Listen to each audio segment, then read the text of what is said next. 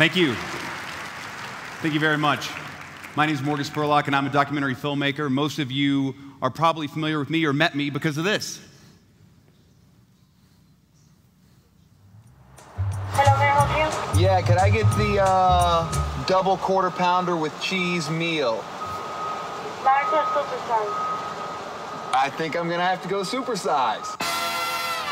Look at that. Look at that Coke. That barely fits in there.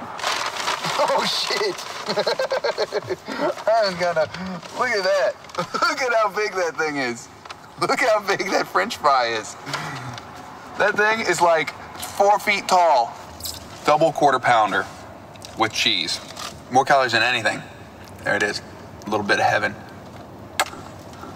Mmm.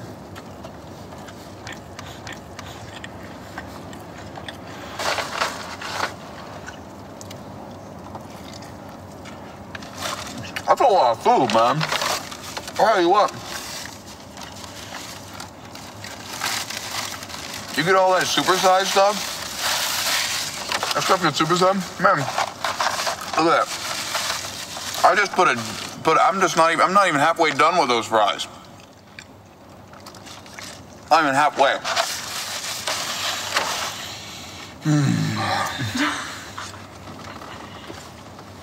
It's like a workout. I will spare you guys from the rest of that scene, as you know, I did get very ill over the course of this experiment, so much so that my cholesterol skyrocketed, my blood pressure was off the charts, and my liver got so filled with fat that doctors said I was en route to giving myself non-alcoholic steatohepatitis, which is basically like cirrhosis of the liver with fat, much like an alcoholic would get. All of my doctors started telling me I had to quit. You know, they were saying it was exciting in the beginning where you thought this was a lot of fun, but this is a bad idea, you need to quit. So then I started saying, well, you're just 3 doctors. I'll call all my other doctor friends. So I started calling every other doctor I knew, every friend of mine who was a doctor, every doctor who knew a doctor, every doctor who knew a doctor who once talked to a doctor. And all those doctors said, you got to stop. We don't know what's going to happen to you. This is very scary. So I said, all right, those are the doctors. You know what? I'm going to call my mom. Mom always knows best. So I called Mom, told her what all the doctors said. They said, you know, that, Mom, they're afraid. They don't know what's going to happen to me. I'm getting really sick. And she goes, oh, honey, there's a fine line between bravery and stupidity. And I said, Mom, that's a line I walk every single day. She said, honey, you know what? You should call your brother. Call your brother, talk to him. My brother, beacon of wisdom that he is, here he is. You know, you all have those older brothers, those fantastic people who've given you advice over the years. You know, my older brother, when I was a child, used to say to me, no, go ahead, jump off the roof, it'll be funny. Good advice. So I called up my brother Craig and I told him what all the doctors had said to me, and he said, Morgan, people eat this shit their whole lives. You think it's gonna kill you in 9 more days? Come on! And he was right. I lived. I made it, all thanks to his great advice and my mom. But that brings up a question. How much risk do we take for how much reward? Where do we draw the line? How do we get to that point? And most importantly, where do we learn it from? For me, I learned it from these 2 people, my mom and dad. Ever since I was a child, they pushed me to not being afraid of going after things that we wanted, to chasing our dreams, to trying to fulfill what we thought were going to make us the best human beings possible. They tried to instill in my brothers and myself this idea that we could accomplish anything, we could try anything. But the biggest thing they never let us do is they would never let us quit. We had to see it through, no matter what it was. And probably the thing that gave us the most amount of courage is, you know, I was growing up in where I grew up in West Virginia. I was the youngest of 3 ballet dancing brothers. Not the cool thing to be doing in West Virginia where I grew up. My oldest brother, Craig, you remember him? There he is. Look at him as a ballet dancer. Yes, that's him again. Hard to believe. But no, where I grew up in the mountains of West Virginia, where coal mining was the #1 form of employment, ballet dancing, not cool. If anything was going to instill confidence in you, it was that. And so as I started trying to figure out what my next project would be after Supersize Me, I knew I wanted to be something that would continue to push the boundaries, continue to kind of push that idea of risk versus reward. And so I decided to go looking for the most wanted man on the planet. I went to Afghanistan and Pakistan in search of Osama bin Laden. We are going to stop and speak to villagers. So they said I should write my blood type on anything that would be attached to me. Scary as shit, man. What we're concentrating on is your security. That's it. In a firefight, I'm gonna come to this effect, bring you in, I'm gonna grab you to here. As soon as I do, I'm gonna try and grab you again, as soon as it's safe, and we're gonna move out. When we go out, we always expect to have contact. We always expect to get shot at. Anything goes out there. You always gotta be ready for everything.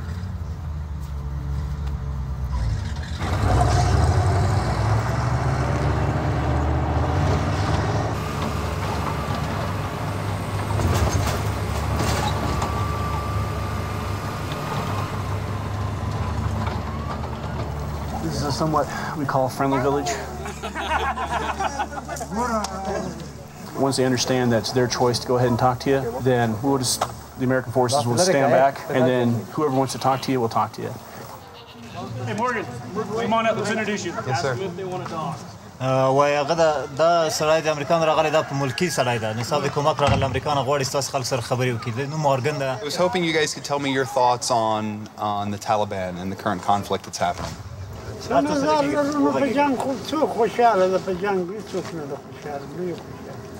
موږ دا غواړو چې موږ د جنگ نه شوقیان نه د طالب ملګری کوو نه ستاسو ملګری موږ خپل آرام ژوند غواړو.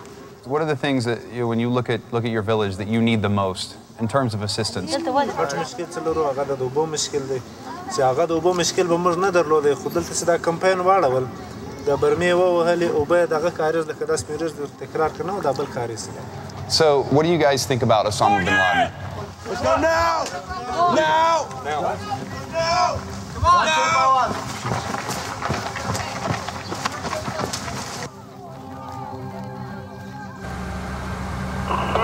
They pulled us out of the village as we were right in the middle of a Taliban ambush. What happens after that? One of the Taliban gets killed, they confiscate his motorcycle, and that was part of this film that I made, Where in the World's Osama bin Laden? It was just this past year when they found him. They said, we found him in Pakistan and Afghanistan, and journalists started calling me up. They said, Morgan, what do you think about that? I said, what do I think? I think, you're welcome, President Obama. But actually, what happened out of this movie was an incredible thing, because while we were making this film, we found out my wife was about to have our first child, my son. As you can see, there he is. He looks just like Dad. And while making this film, it became much more of a bigger conversation, not about, like, where is this most wanted man on the planet, but ultimately, what kind of a world am I about to bring a child into? And that's what we're here talking about today, is we're about to reset ourselves and go out into the future, risk versus reward. What do we do? How do I instill in my child the same type of ideals and ideologies that were instilled into me by my parents? This idea of wanting to take a chance, of take a risk. You know, when I started thinking about what I would do next after working on the Osama bin Laden project, I knew I wanted to go back home, back to my home state, back to where I grew up, to find a story that I could tell that would touch a lot of people's lives, that would also be a part of my television series, 30 Days, and can start to open up this conversation of what kind of world we want to live our kids. And that's when I decided to become a coal miner for the next 30 days.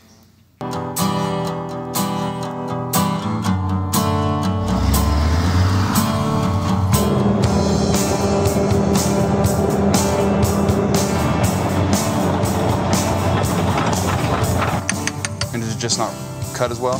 Yeah, metal just ain't hard enough. I'll have that carbide teeth. Another day, another chore. This time I'm helping Dally and Ronnie repair the continuous miner. What? See how your repairs, all this dust is sitting here midair, it's not moving. Fans have been off. Once they're off, we have 15 minutes to evacuate the section. The fans went off, they had to evacuate the mine, and as I'm running out of the mine, I continue to ask myself, why take such a risk? Why do this to myself? And for me, it ultimately does become that question. What kind of a world are we leaving for the next generation? You know, is taking a risk worth it? Sometimes you're going to get pushed around. Sometimes people are going to say that what you're doing doesn't make sense. But ultimately, for me, I think what we have to realize is that through taking these chances, you might actually succeed. You might win something great. You might make a difference.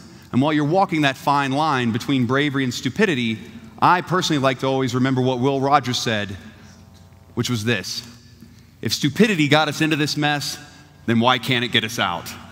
I wish you guys all the best. Thank you so much. It's time to reset. Let's do it. Thank you.